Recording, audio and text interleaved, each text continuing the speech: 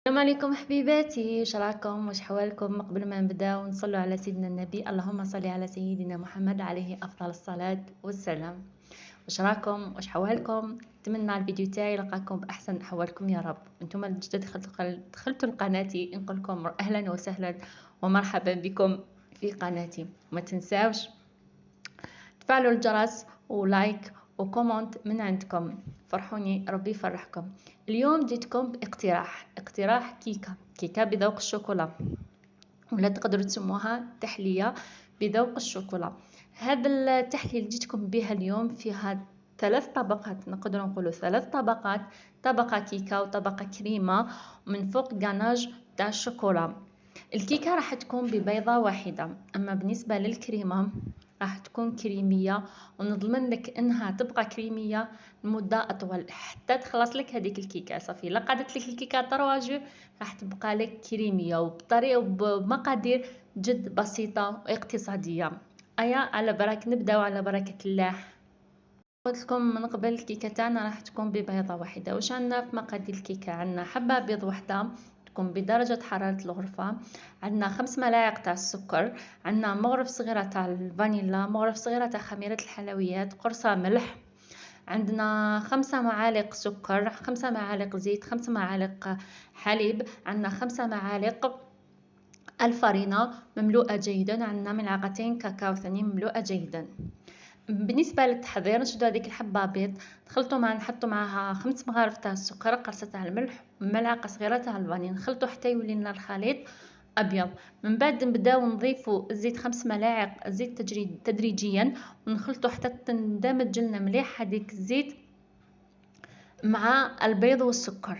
من بعد ما تنسجم لنا هذيك البيض الزيت والسكر، هنا نزيدو 5 مغارف تاع الحليب يكونوا مملوئين.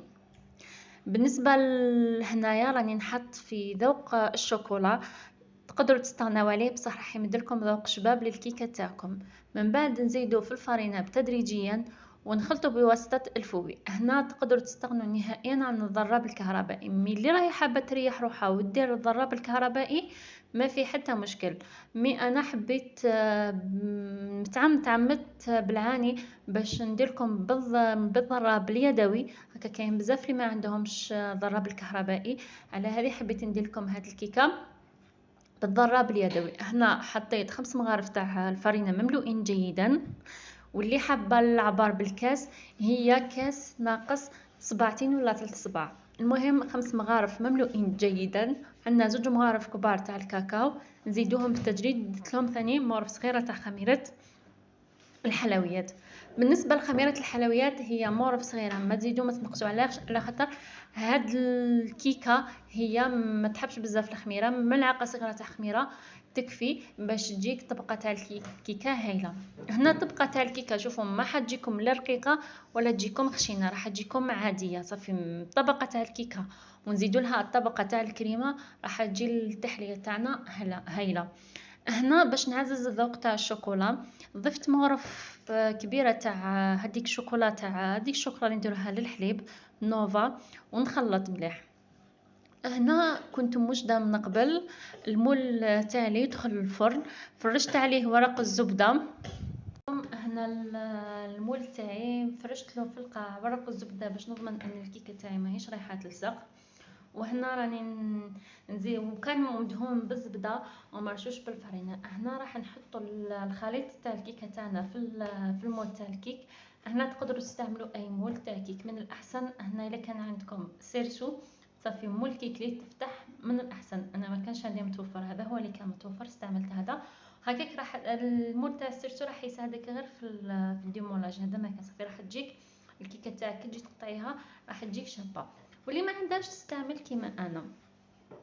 المهم بالنسبه لطريقه الطهي، الفرن يكون بارد ماشي مسخن من قبل، يكون بارد. ونحط الكيكه تاعنا في الفرن بارد على درجه 180 درجه، ونخلوها حتى تبرد حتى تطيب تماما لمده 15 دقيقه. كي نشوفوها نشبت نشعلوا لها شويه من الفوق، ونلقاو كي ندخلو الكوردون نلقاو الكيكه تاعنا طايبه. هذاك منها نخرجوها. من جهه واحده اخرى واش عندنا؟ عندي 200 مليلتر تاع حليب، حطيت فيها 2 مغارف تاع مايزينا، 4 مغارف تاع سكر على حسب الذوق، ملعقتين تاع مايزينا وملعقتين تاع كاكاو. هنا الملعقتين تاع الكاكاو ما يكونوش مملوئين جيدا، بصح المايزينا راح يكونوا مملوئين جيدا. هنا بالنسبه للكريمه قلت لكم المكون الهايل اللي راح يعطي الذوق الهايل للكريمه تاعكم هو الدانون. هو دانون ولا اي ياغوت. المهم انا في الياغوت استعملت بنينه. نتوما قادرين تستعملوا اي حاجه بذوق الشوكولا. انا كانت عندي بنينه استعملتها وعطت لي واحد الذوق هايل. واش نزيدوا لها؟ هذه الزبده راح نحتاجوها من بعد. هنا راح نزيد اسمه هذا ذوق الشوكولا مع عطر الشوكولا، راح يعزز لنا الذوق تاع الشوكولا. وراح نزيد لها مورف صغيره تاع الفانيلا اللي راح تعطينا ذوق مميز. نخلطوا كلش بارد في بارد حتى ينسجم لنا كامل هذاك الخليط، ومن بعد نحطوها على النار. حنحركه بدون توقف حتى نشوفوا هذوك الفقاعات بداو يخرجوا وتكون الكريمه تاعنا جاهزه. هذه هي الكريمه تاعنا بعد ما طابت. قلت لكم باش تفيقوا لها كي بلي خلاص واجده طابت لازم تخرج لك هذوك الفقاعات الكبار. من بعد نفرغها داخل هاد لوبول ولا داخل طبسي كيما حبيتم، ونغطيها ورق شفاف ولا ببلاستيكه ملامسه للوجه هكاك باش تبرد لنا. الا كنتي تقدروا تحتفظوا بها في الثلاجه مده ساعتين، راح ساعه او ساعتين راح تكون بارده معك. ولا لو كنتي مزروبه تقدري تحطيها في المجمد. هنا كما راكم تشوفوا راني حطيت لها هذاك البابي فيلم. دوك نروحوا للكيكه تاعنا. الكيكه تاعنا راني كي خرجتها راهي مازالها سخونه، راني نواسيها بالكوردون، نواسيها نثقبها بالكوردون ونشربها بكاس حليب. الكاس حليب تقدروا ديروا فيه تشربوها باش حبيتوا سيروا عصير ولا كيما حبيتوا. انا فضلت اني نشربها بكاس حليب، وراني زدت له شويه من هذاك المعطر تاع الشوكولا. راني نخلط مليح ونسقيها ديك الكيكه. بالنسبه للمقياس تاع الحليب شحال نتوما وشحال حبيتوا تقدروا بالنص كاس. نتوما واش حبيتوا الكيكه تاعكم، الا كانت مشربه بزاف ديروا شويه تاع حليب، الا حبيتوا ديروا بزاف تاع الحليب، ما حبيتوش بزاف مشربه نص كاس يكفي. انا يعني بهاد الكاس كاس ماهوش معمر يعني جاتني مشربه وهايله. هنا نخلوها تبرد، نخلوها تتشرب مليح باش نجو نكملوا الكريمه تاعنا. الكريمه تاعنا بعد ما بردت لي تماما وجمدت لي راني نحيتها من داك الاناء. راني حطيتها في هذا الريسيبي راح نخدم به. راح نفتحها قبل شويه بالضرب الكهربائي. من بعد راني وجدت من جهه واحده اخرى راني وجدت زوج مغارف كبار تاع زبده يكونوا طريين بدرجه حراره الغرفه. لازم تكون عندكم الزبده طريه، تكونوا مخرجينها من قبل من الثلاجه. نخلطوا مليح هذيك الكيكه من قبل ما نحطوا هذيك الزبده، نخلطوها شويه. كي نحطوا هذيك الزبده نخلطوا مليح. لازم نخلطوا لمده هكاك واحد 5 دقائق 6 دقائق صافي. كل ما خلطتوا مليح كل ما راهي رايحه تطلع لكم هذيك الزبده. من بعد انا كاضافه، هذه اضافه اختياريه، زدتوها ولا ما زدتوهاش الكريمه بهذا المكونات راهي هايله. هنا سمحوا لي على الازعاج انا بنتي ما خلاتنيش كامل طونكيل، راهي داخله خارجه عندي. المهم قلت لكم نخلطوا مليح هذيك الكريمه.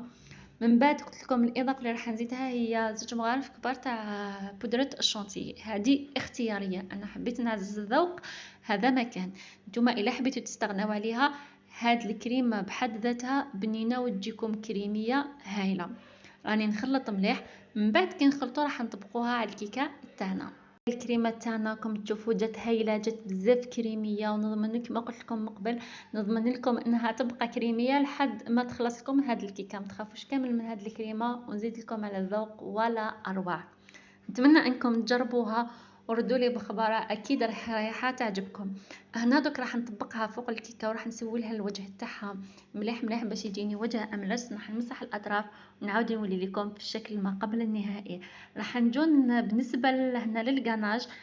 للاسف الشديد حذف لي المقطع. واش درت نص طابليته تاع الشوكولا تاع 100 غرام صافي. 50 غرام تاع الشوكولا ذوبتها في حمام مائي. من بعد زدت لها 3 مغارف كبار تاع ما هذاك سخون. من بعد زدت لها واحد 3 مغارف صغار تاع الكاكاو خلطتهم مليح. وزدت لها واحد 2 مغارف كبار تاع الزيت. خلطت مليح مليح. وانتم القوام تاع الشوكولا على حسب ما حبيتوا. هنا اللي حبيتوها تجي ثقيله زيدوا لها الماء سخون، ولا تقدروا تستعملوا ثاني الحليب. انا استعملتها تكون اقتصاديه باقل اكثر ما يمكن. المهم واش قلت لكم، السمك تاع الكلاصاج ولا تاع هاد الكلاصاج نتوما تتحكموا فيه. هنا راني نفرغ هاد الكلاصاج فوق هذيك الكيكه، راح نسويله الوجه تماما باش يعطي لي وجه شباب. صافي راح نصقم كامل هذه الكيكه وراح نجو راح نكملوها التزيين. اما بالنسبه للتزيين خيرت التزيين بسيط وانتم التزيين اختياري كما حبيتوا تزينوا هذه التحليه تاعكم. ودوك لحقنا للريتوشات الأخيرة اللي هو التزيين الديكور الأخير. هنا خير التزيين يكون بسيط وانتم كما قلت لكم من قبل التزيين يكون اختياري. هنا واش درت، جبت شوية تاع شوكولا، شوكولا ان اخترت شوكولا بالحليب، هي نفسها العلبة باش نقول لكم للتذكير ان العلبة تاع الشوكولات اللي استعملتها كامل في هذه التحلية هي 200 غرام. صافي 50 غرام استعملتها للكلاصاج و50 غرام حطيتها لهاد صافي رابيتها راني نحطها من فوق. هذا هو الديكور البسيط اللي خيرته لهاد التحليه تاع اليوم. واش نقول لكم، نتمنى انه التحليه تاع اليوم تعجبكم، وحبيت نقول لكم لازم لازم لازم تجربوها باسكو ذوق تاعها خرافي. اصحاب الريجيم اعتذر لانه اي واحد ياكل هذه الكيكه يقول نزيد نزيد نكمل دوزيام بارتي. واش نقول لكم في الاخير ان شاء الله نتلاقاو في فيديو اخر. وما تنساوش الجدد راهم يدخلوا قناتي، تفعيل الجرس ولايك للفيديو باش هكاك باش تعم الفائده.